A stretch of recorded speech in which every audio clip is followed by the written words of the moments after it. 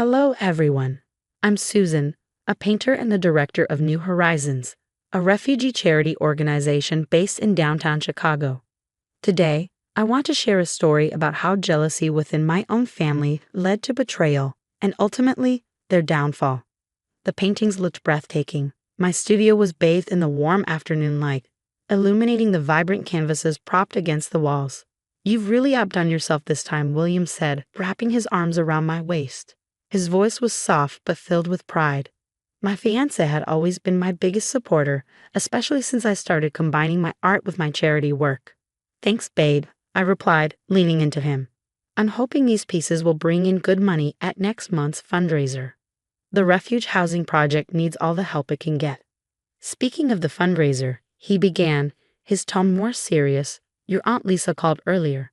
She wants to know if she can handle the art auction section." I smiled at the mention of Aunt Lisa. After my mother passed away when I was 12, Lisa had stepped in as a mother figure. That would be great. She's always been so supportive of my work. Before William could respond, the door to my studio swung open.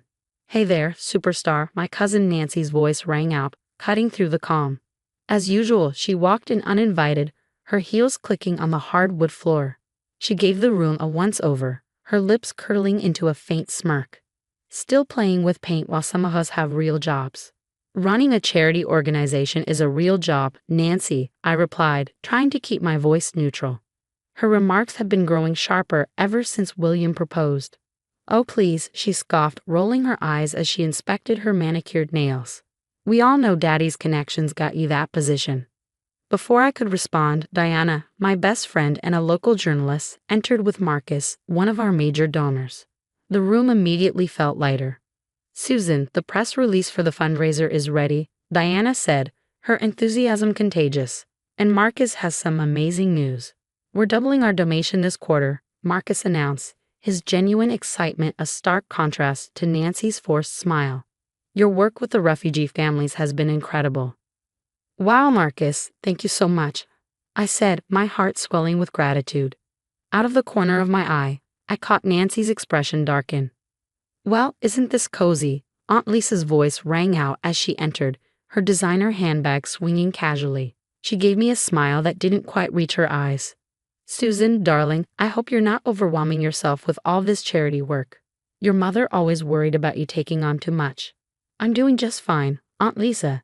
In fact, we're expanding our programs next month." "Of course you are," Nancy muttered under her breath. "Because everything always works out perfectly for precious Susan."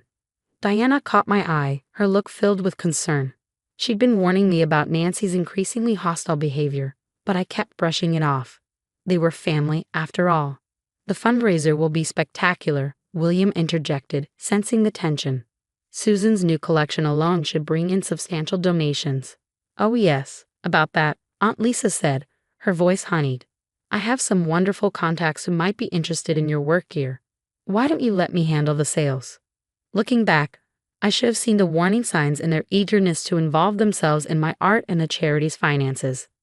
But sometimes, love blinds us to the truth about family. The whispers started a week later during a board meeting.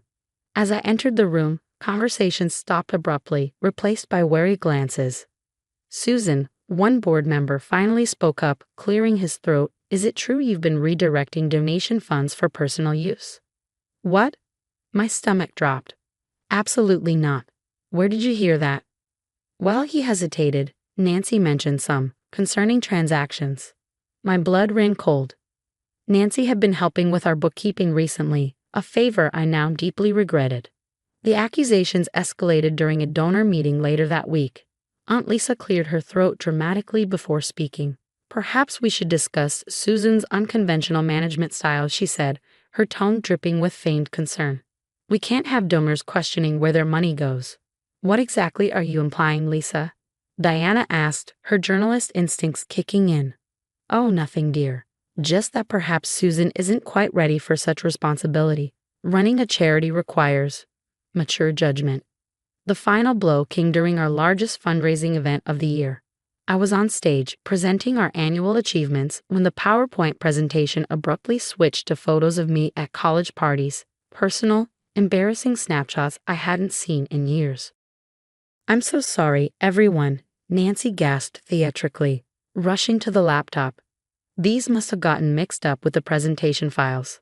How embarrassing for you, Susan. But Diana had seen it.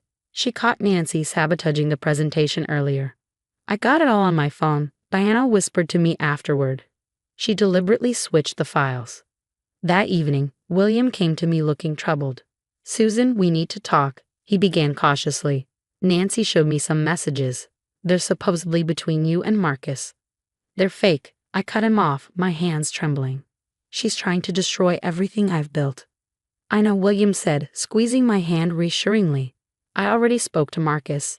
He showed me the real email threads. Nancy doctored everything. Later, as the last guest from the fundraiser left, Diana pulled me aside. I've been keeping records, she said, her tone low but firm. The rumors, the sabotage attempts, the fake evidence, all of it.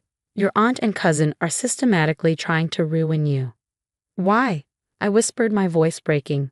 Aunt Lisa practically raised me after Mom died. Diana's expression softened, but her words hit hard. Because you're everything Nancy wants to be, successful, loved, respected. And Lisa, she's always resented that you thrived despite your mother's death. She couldn't break you then, so she's trying now. I stood by my office window, the city lights blurring through my tears. The two women I trusted most, aside from my mother, had been plotting my downfall. But they didn't realize one thing. I wasn't as easy to break as they thought. I want copies of everything, I told Diana. It's time to stop playing nice. The engagement party was beautiful, a celebration of love and new beginnings. Guests mingled, showering me with compliments. For once, I felt at peace, until I heard that voice. Well, Nancy slurred, stumbling into the room with Aunt Lisa trying to steady her. If it isn't the charitable fraud and her lawyer boy toy. You weren't invited, I said coldly. Leave. Not invited to my own cousin's engagement, after everything we've done for you. Nancy's voice rose hysterically, drawing the attention of the crowd. Everyone here thinks you're so perfect, don't they, Susan? That's enough, William said, stepping forward, but Nancy was on a roll. Did you all know she's been selling fake refugee stories to get your donations? And those paintings? Please, she couldn't even afford art school without my mother's help. As the room erupted in murmurs, Marcus discreetly approached me. Susan, I need to tell you something, he said gravely. Your aunt approached me last week. She suggested we bypass regulations with donations. She wanted me to funnel money through her personal accounts. My head was spinning when Diana burst through the door, her laptop in hand. Susan, you need to see this, she said urgently. She pulled up an online art auction site. There were my paintings, dozens of them, listed under Lisa's name, including pieces that had mysteriously disappeared from my studio. You can stealing my work, I said, turning to Lisa. Stealing is such an ugly word, dear, Lisa replied smoothly, her smile unfaltering. I was simply helping you reach a wider audience. After all, I've always been the one with the proper connections. Proper connections? Diana scoffed. You mean your black market art dealers? I got proof of every transaction. The room fell silent as Nancy, drunk and reckless, began to laugh. Oh please, she sneered. Who do you think gave her access to your studio? Little Miss Perfect Susan, always too trusting. Just like your dead mother. Something inside me snapped. Years of manipulation, gaslighting, and betrayal crystallized into perfect clarity. Get out, I said, my voice cold and unyielding. Both of you. Get out of my life. I'm done. You ungrateful little. Lisa began, but I cut her off. Ungrateful? I've spent years making excuses for your behavior, feeling obligated because you helped raise me. But now I see the truth. You never helped me. You used me. Every act of kindness was just another step in your manipulation. You'll regret this, Susan. Nancy spat, her face twisted with rage. Nobody walks away from family. You're not my family, not anymore. My real family is right here. People who support me, believe in me, and don't try to destroy me out of jealousy and greed. Security escorted them out as they screamed threats and accusations. I stood there shaking but resolute, surrounded by people who truly cared. I'm proud of you, William whispered, pulling me close. It's over now. But I knew it wasn't over. This was just the beginning of their downfall.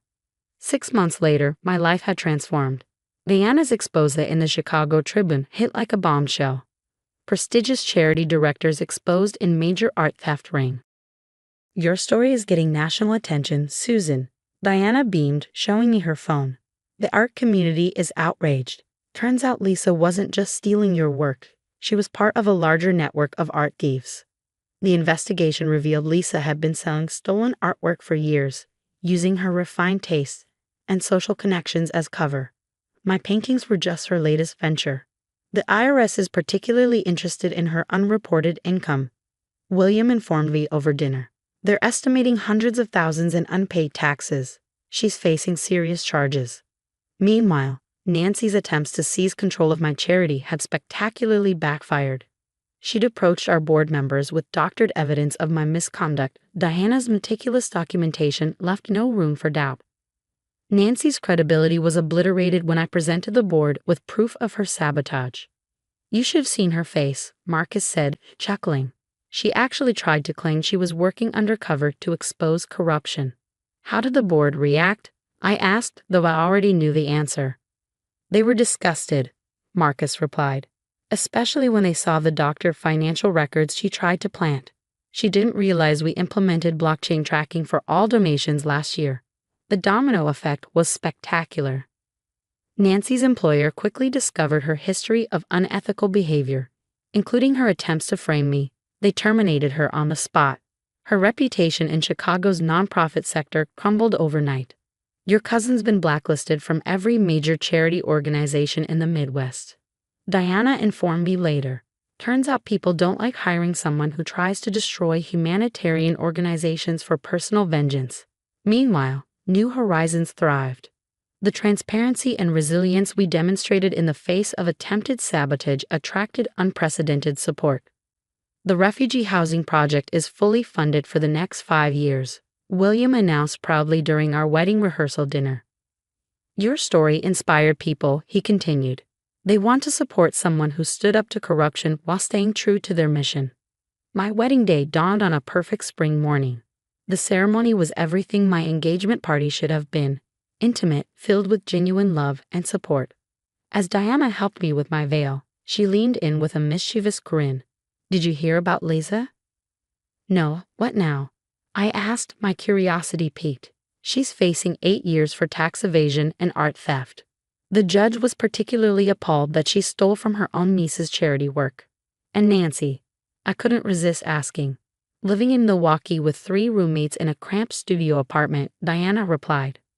Her father cut her off after the scandal tanked his business relationships. She's working retail now when she can keep a job. As we prepared to join the ceremony, Diana raised a toast. To Susan and William, she said warmly, and to real family, the ones we choose, who lift us up instead of tearing us down.